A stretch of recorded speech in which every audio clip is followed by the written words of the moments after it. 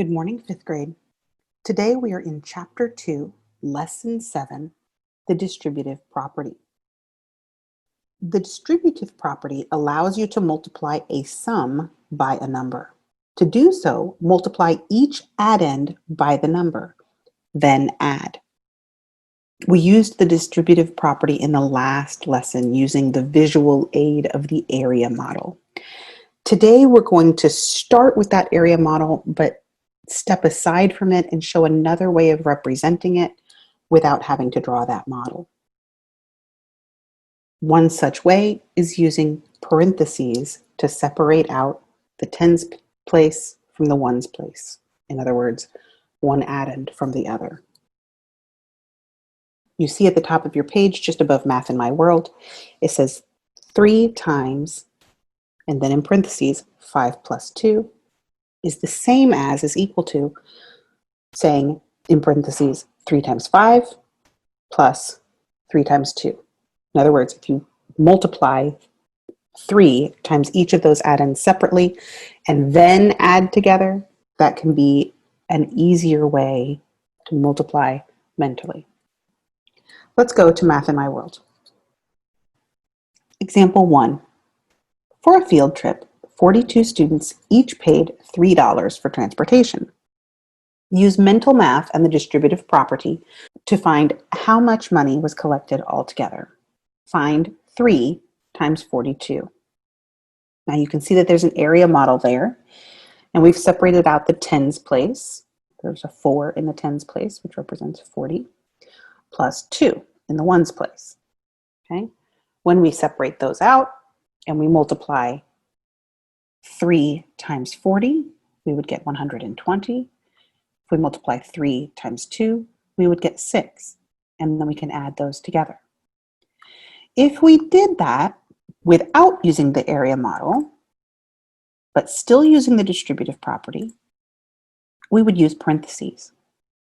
So 3 times 42 is the same as saying 3 times 40 plus 2.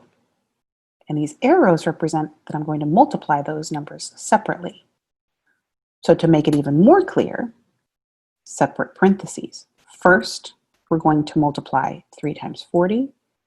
Then we're going to multiply 3 times 2, right? Because in terms of order of operations, we handle the parentheses before the other operations.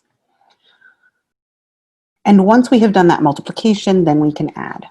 3 times 40 is 120. 3 times 2 is 6. We add them together to get 126. So $126 was collected for the field trip. Example 2. Find 7 times 26 mentally using the distributive property. Show the steps that you used. Okay.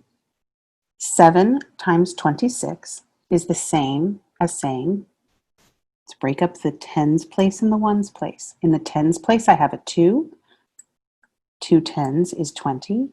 In the ones place, I have a 6. Okay. So if I multiply those separately, I would be saying 7 times 20, 7 times 6. 7 times 20 is 140. 7 times 6 is 42.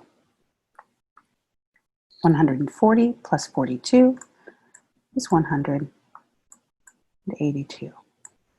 So 7 times 26 is 182. The idea is that if we break those numbers apart, we will be more easily able to multiply these numbers mentally in our heads.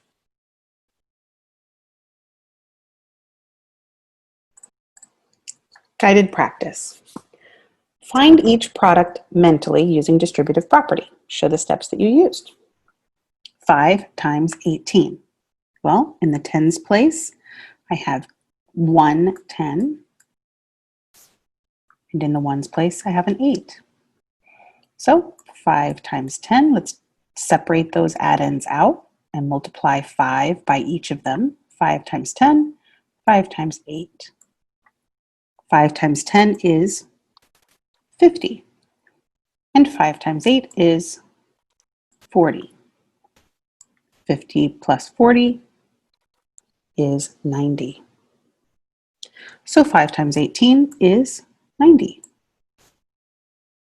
When I look at that number, in my head, I would not be able to multiply 5 times 18. But if I break it apart that way, I definitely can. Number 2, 2 times 21. In the tens place, I have a 2. 2 tens is 20. In the ones place, I have a 1. So if I multiply each of those by 2,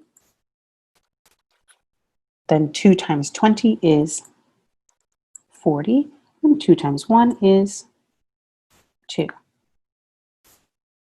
40 plus 2 is 42. So 2 times 21 is 42. That concludes your direct instruction for today.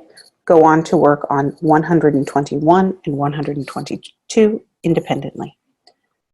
Have a good day. See you soon.